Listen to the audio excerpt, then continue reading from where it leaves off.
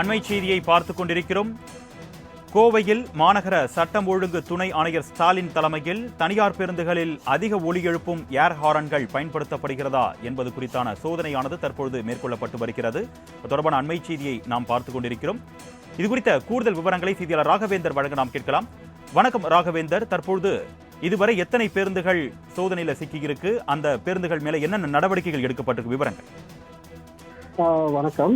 அதிக ஒலி எழுப்பி பொதுமக்களை அச்சுறுத்தி வருகின்ற வாகனங்கள் மீது போக்குவரத்து காவல்துறை சார்பாகவும் சட்ட ஒழுங்கு காவல்துறை சார்பாகவும் பல்வேறு நடவடிக்கைகள் எடுக்கப்பட்டு வருகிறது.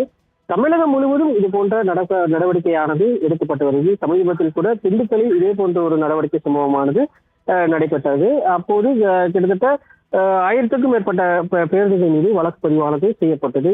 இதே போன்று தற்போது கோயம்புத்தூரில் ஏர் ஹாரன்கள் பயன்படுத்தப்படுகிறதா என்ற ஒரு சோதனையானது தற்போது காவல்துறையினர் மேற்கொண்டு வருகின்றனர். கோவை காந்திபுரம் நகர பேருந்து நிலையத்தில் மாநகர சட்ட ஒழுங்கு துணை ஆணையர் ஸ்டாலின் தலைமையிலான காவல்துறையினர் இந்த சோதனையை மேற்கொண்டு வருகின்றனர். ஏர் ஹாரன்கள் மட்டுமல்லாமல் மியூசிக்கல் ஹாரன்கள் பயன்படுத்தினால் கிட்டத்தட்ட 10,000 ரூபாய் வரை அபராதம் விதிக்கப்படுவதாக தற்போது காவல்துறை சார்பாக தெரிவிக்கப்பட்டிருக்கு.